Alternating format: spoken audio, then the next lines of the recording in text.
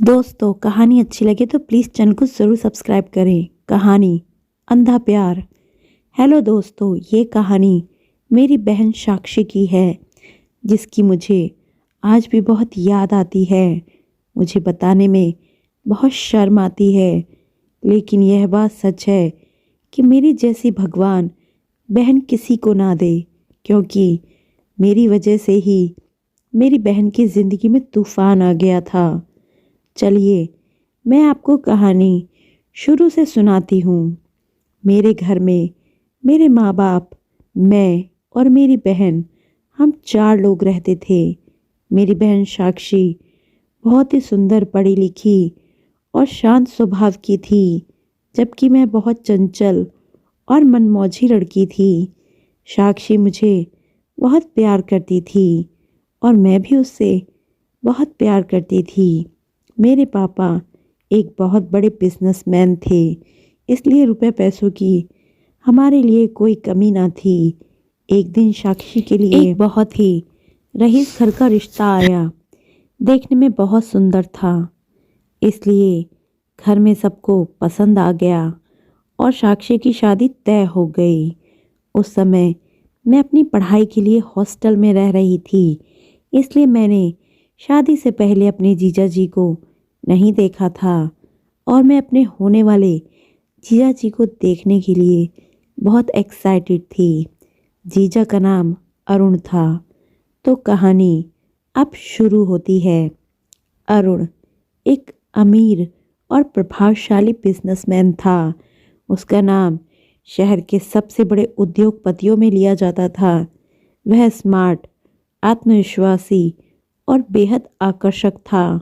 उसकी शादी साक्षी से हुई थी, जो कि एक साधारण लेकिन खूबसूरत और समझदार लड़की थी।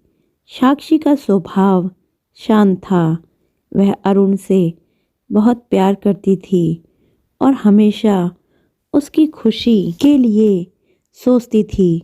उसकी शादी को 7 साल हो चुके थे, लेकिन अभी साक्षी के कोई औलाद नहीं हुई थी।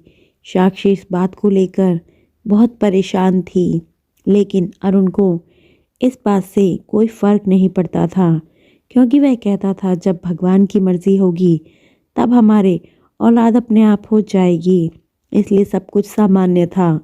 हालांकि अरुण अक्सर बिजनेस टूर पर रहता था, जिससे उसके रिश्ते में दूरी आने लगी थी। साक्षी की छोटी बहन नंदिनी अपने कॉलेज की पढ़ाई पूरी करने के बाद आगे की पढ़ाई के लिए अरुण और साक्षी के साथ रहने आ गई। वह खूबसूरत, चंचल और आत्मनिर्भर थी। शुरुआत में अरुण और नंदिनी के बीच सामान्य बातचीत होती थी, लेकिन धीरे धीरे अरुण को नंदिनी की मासूमियत और बिंदास स्वभाव आकर्षित करने लगा। नंदिनी भी अरुण के प्रभावशाली व्यक्तित्व से प्रभावित हो गई थी। एक दिन साक्षी ने घर में एक छोटी सी पार्टी रखी। पार्टी के दौरान अरुण और नंदिनी अकेले टेरेस पर थे। ठंडी हवा चल रही थी और हल्का सा अंधेरा था। अरुण ने नंदिनी से मजाक में कहा, काश हमारी पहली मुलाकात इससे पहले हुई होती। नंदिनी हंसती, लेकिन अंदर से उसे भी कुछ महसूस हुआ। उस दिन के बाद दोनों की मुलाकातें बढ़ने लगी। अरुण अब जानबूझकर नंदिनी के आसपास रहने लगा।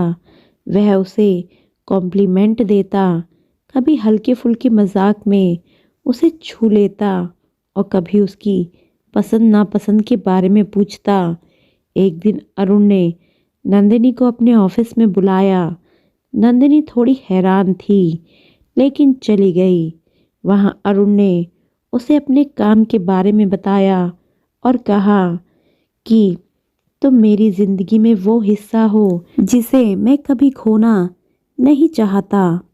नंदिनी घबरा गई। उसने इस बारे में सोचना शुरू कर दिया कि क्या यह सही है, लेकिन अरुण के प्रभावशाली व्यक्तित्व और प्यार भरी बातों ने उसे उलझा दिया। साक्षी को महसूस हुआ कि अरुण का व्यवहार बदल रहा है। वह अब ज़्यादा समय घर पर बिताने लगा था, लेकिन उसके हाव भाव बदल गए थे। एक दिन उसने देखा कि अरुण और नंदिनी लिविंग रूम में अकेले बैठे हंस रहे थे। दोनों की आंखों में कुछ ऐसा था जिसे देखकर साक्षी का दिल बैठ गया। उस रात साक्षी ने अरुण से सीधा पूछा, क्या तुम्हें नंदिनी पसंद है? अरुण ने हंसते हुए जवाब दिया, पागल हो क्या? वो तुम्हारी बहन है। लेकिन साक्षी के दिल में एक डर बैठ गया। अरुण अब साक्षी से छुटकारा पाना चाहता था। उसे नंदिनी से प्यार हो गया था और वह उसके साथ पूरी जिंदगी बिताना चाहता था। उसने एक खतरनाक योजना बनाई। उसने एक दिन साक्षी को लॉन्ग ड्राइव पर ले जाने का प्लान बनाया। रास्ते पे उसने कार को सुनसान इलाके में रोक दिया और साक्षी को जहर मिला हुआ जूस पिला दिया। साक्षी ने जूस पीते ही बेचैनी महसूस की और कुछ ही पलों में दम तोड़ दिया। अरुण ने इसे एक्सीडेंट का रूप दे दिया और पुलिस को सूचना दी। पुलिस ने ज़्यादा छानबीन नहीं की और केस को बंद कर दिया। साक्षी की मौत के बाद अरुण बेहद दुखी दिखने लगा, लेकिन कुछ महीनों बाद उसे नंदिनी को शादी के लिए प्रपोज किया। नंदिनी पहले संकोच में थी, लेकिन अरुण के प्यार में पागल होकर उसने हाँ कर दी। अब दोनों की जिंदगी खुशहाल चल रही थी, लेकिन धीरे धीरे नंदिनी को अजीब अजीब चीज़ें महसूस होने लगी। एक दिन नंदिनी अरुण की अलमारी साफ कर रही थी। उसे वहाँ साक्षी की पुरानी डायरी मिली। उसमें लिखा था, मुझे शक हो रहा है कि अरुण मुझे मारने की योजना बना रहा है। अगर कुछ होता है तो इसका जिम्मेदार वही होगा। नंदिनी का दिल तेजी से धड़कने लगा।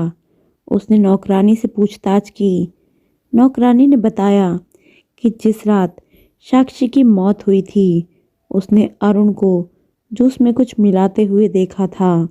नंदिनी को समझ आ गया कि उसकी बहन की मौत कोई हादसा नहीं थी, बल्कि अरुण ने उसकी हत्या की थी। डर और पछतावे के बीच नंदिनी ने खुद को शांत रखा और सबूत इकट्ठे करने लगी। एक रात जब अरुण सो रहा था, नंदिनी ने उसका फ़ोन चेक किया। उसमें उसे एक वीडियो मिला जिसमें अरुण किसी दोस्त को बता रहा था कि उसने साक्षी को मारकर नंदिनी को हासिल किया।